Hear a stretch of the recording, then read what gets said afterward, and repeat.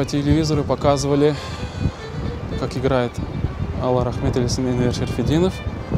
Очень мне тогда понравилось, это был Тым-Тым. Я просто с заглядением смотрел, и я сказал себе, я тоже хочу быть таким, как он. Играть также на сцене и быть именно фольклорным музыкантом.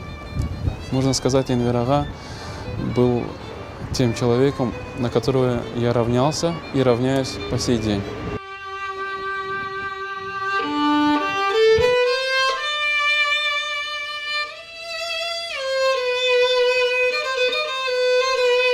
Скрипка — это для меня все.